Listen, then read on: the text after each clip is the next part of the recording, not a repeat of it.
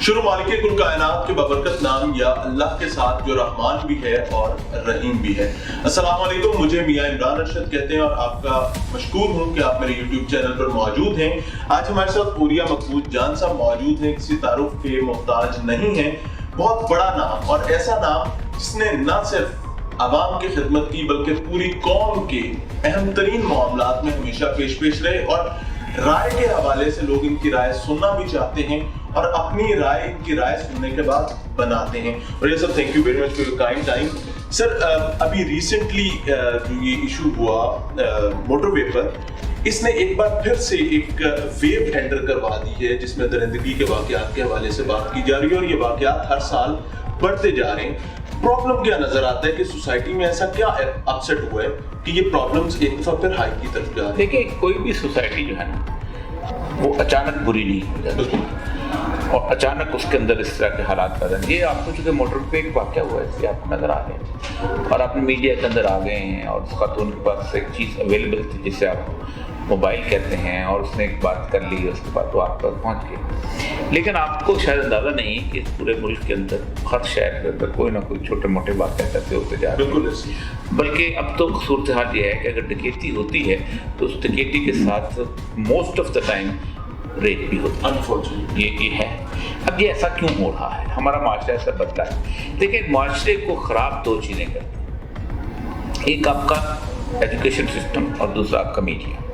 بالکل ایسے آج جو کچھ آپ ہیں، آپ کے تعلیمی نظام کے اندر جو اقدار، جو روایات، جو اخلاقیات آپ کو سکھائی جاتی ہیں، وہی آپ بن جاتے ہیں، اور میڈیا جس قسم کا بھی ہجان آپ کو بتاتا ہے وہ آپ کے پاس ہے۔ اب آپ مجھے یہ بتائیے، کوئی بھی ایک شخص جو کہ بھوکا ہے اور اس کے سامنے اب تر انواع و اقسام کے کھانے رکھ دیتے ہیں، تو ظاہر بات ہے ایک نہ ایک دن تو وہ چوری کرے گا، کیونکہ ظاہر بات ہے اس کو بھوک ہے، اس نے بھوک کہیں نہ کہیں سے نکالنی ہے۔ تو وہ کچھ پھر اس کے بعد صرف بھوک سے نہیں ہوتا، کچھ کریز میں حرکتیں کرتے ہیں۔ بالکل ایسے اب صرف الیکٹرانک میڈیا نہیں، آپ کے یہاں جو انٹرنیٹ آیا ہے، اس انٹرنیٹ کے ساتھ آپ کا جو ایکسیس آیا ہے پورنوگرافی کا، اس انٹرنیٹ کے ساتھ آپ کا جو ایکسیس آیا ہے اس قسم کے ایڈونچر کا، اس نے لوگوں کو ہجان کا شکار کیا۔ لوگ کہتے ہیں کہ جی ان کے ساتھ یہ اویلیبل کہاں ہوتا ہے؟ کوئی ایسا بندہ نہیں ہے کہ اس وقت آپ کسی گھر میں چلے جائیں، کسی ملازم کا موبائل اٹھا لیں، اس کے ملازم کے موبائل کے اندر بھی آپ کو ہر وہ چیز ملے گی جو جس کا آپ صبر کرتے ہیں۔ اس کو آپ کو مسلک کے وہ مولویوں کی تقریریں بھی ملیں گی، اس کو نعتیں بھی ملیں گی، اس کو گانے بھی ملیں گے، اس کو پورنو بھی ملے گی، جو جس کا ٹیسٹ ہے اس کے حساب سے اس کو گھر کے اندر بیٹھے آپ کا مٹیریل مل رہا ہے۔ باہر بھی یہی صورت ہے، یعنی کہ ایزی ایکسیس جو ہے چیزوں جس کو آپ کنٹرول نہیں کرتے، آپ کنٹرول نہیں کرتے، کنٹرول دنیا پوری میں کنٹرول کی جاتی ہیں چیزیں۔ آپ دیکھیں، دیکھنا یہ ہوتا ہے کہ جہاں یہ شروع ہوا وہ کیسے شروع ہوا۔ اب یورپ میں شروع ہوا۔ یورپ میں ایک شخص ہے جس کا نام تھا جیک دا ریپر۔ جیک دا ریپر وہ شخص تھا کہ جو خواتین کو اس قسم کے جو ملبوس میں گھومتی پھرتی ہوتی تھی یا کوئی پروسٹیٹیوٹس ہوتی تھی ان کو دیکھتا تھا، اس کے اندر ایک ہجان پیدا ہوتا تھا، ایک نفسیاتی بیماری آتی تھی اور وہ قتل کر دیتا تھا، اور اس کا آج تک پتہ نہیں چل سکا۔ پھر اس کے بعد یورپ کے پورے معاشرے کے اندر مطلب thousand and thousand serial killer نے ملے ہیں، جس میں ایک سیریل کلر نے 2-2 ہزار عورتوں کو قتل کیا ہوا ہے، اور وہ کوئی مذہبی جنونی نہیں تھے۔ یہ لڑکے جو آپ نے کال ہوا ہے، یہ جنسی جنونیت کہاں سے پیدا ہوگی بھائی؟ کوئی گھر سے بندہ لے کے تو نہیں آتا۔ جنسی جنونیت ماحول نے دی، اور ماحول کس نے دی؟ آپ نے دی۔ آپ نے اس کو سکھایا کہ یہ صورتحال بھی ہوتی ہے، آپ نے اس کو ایک کریز پیدا کی، آپ نے اس کے سامنے عورت کو ایک آبجیکٹ بنا کے، آپ نے اس کے سامنے عورت کو ایک کمرشلائز کر۔ اچھا، اس سے ہوتا یہ ہے کہ وہ بیچارہ عجیب و غریب سی صورتحال میں پڑ جاتا ہے اور پھر ایک دن وہ عادی ہو جاتا ہے۔ اور یہ سب ریاست کا کام بہت امپورٹنٹ ہوا کرتا ہے گورنمنٹ کے اس سانے میں چونکہ اس کو ایک سبجیکٹ کیس کے طور پر لے کر بات کرنا چاہ رہا ہوں کہ اس اسپیسیفک کیس میں گورنمنٹ کا بیہیویئر کتنا ذمہ دارانہ تھا، کتنی اس میں آپ دیکھیں 2-3 چیزیں بڑی غلط تھیں۔ پہلی بات تو یہ ہے کہ آپ نے موٹر وے جو ہے وہ آپ نے شروع کیا، یہ بالکل ایسے کہ آپ کے گھر میں ایک لفٹ لگی ہوئی ہے دفتر میں، اور آپ اس لفٹ کے کوئی انتظامات حفاظتی نہیں کرتے، لفٹ چلا دیتے ہیں۔ بالکل ٹھیک ہے۔ اور پھر کہتے ہیں کہ لفٹ گر گئی، وہ بھائی چلائی کس لیے تھی؟ 4 دن صبر کر لیتے ہیں۔ اچھا، موٹر وے کے بارے میں عموماً یہ تصور کیا جاتا ہے کہ موٹر وے پہ لوگ سیف سمجھ کے جاتے ہیں، جیسے اس طرف موٹر وے تھا اس میں سیف ہوتا تھا۔ दूसरा ये था कि गुज़श्ता कुछ अरसे से, जब से 8 साल से मोटरवे जो है पहली बनी थी, उसके बाद परवेज़ राय ने कुछ काम किए थे।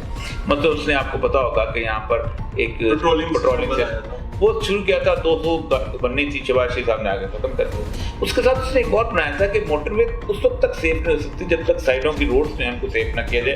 तो वहाँ पर उन्होंने नहीं, रोड्स के ऊपर भी उसने कहा था गश्त जो है वो एस्टैब्लिश किया था कि मोटरवे तक कोई पहुँचे ही नहीं और लोग सुकून से जा सकें। लेकिन सिर्फ मोटरवे को सेव करने के अलावा ट्रैवल एडवाइजरीज का कोई हमारे यहाँ तस्वर ही नहीं।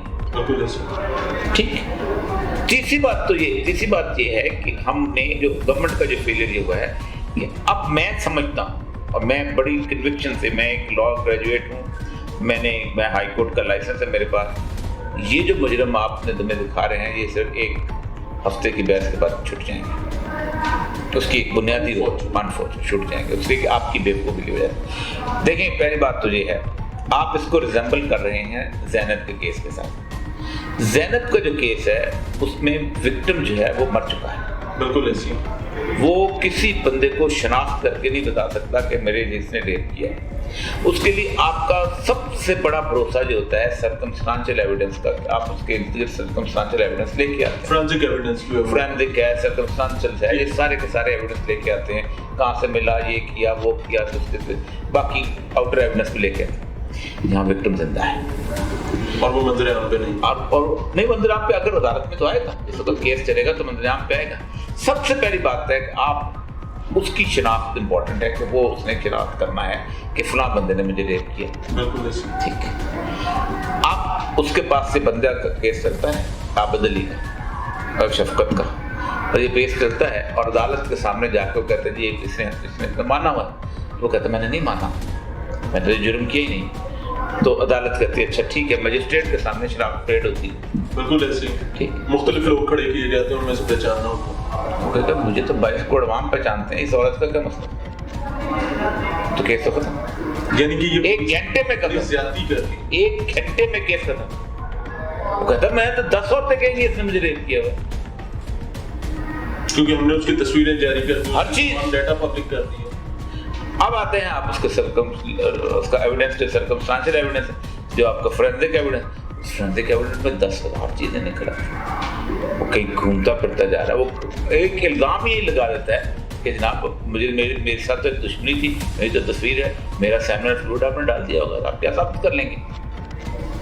क्रिमिनल हिस्ट्री तो कुछ नहीं साबित कर सकते। बिल्कुल आपने पूरे का पूरा प्रोसिक्यूशन, अब मुझे नहीं लगता कि ये गवर्नमेंट सीरियस इसमें कितनी बड़ी हमाकत है वज़ीर आला पंजाब की, क्योंकि खुद उन्होंने प्रेस कॉन्फ्रेंस करके तमाम चीजें नहीं, वज़ीर आला पंजाब से ज्यादा आईजी है, उसके बाद उसका और तो उसके आईजी को नहीं पता, सारी जिंदगी तफ्तीश में गुजरी, मेरी भी जिंदगी तफ्तीश में गुजरी। इन्वेस्टिगेशन सिस्टम का इतना बड़ा फ्लॉ है कि इतने बड़े केस नहीं प्रेशर, तुमको प्रेशर किसका था? तुमने किस बुनियाद पे उसको किया? जब तक केस कंप्लीट नहीं होता उसके बाहर नहीं आया, दुनिया पूरी में नहीं आते। Thank you very much. Masood जान साहब हमारे साथ मौजूद थे और अहम तरीन मौजू पर उनकी राय लेने की कोशिश कर रहे थे।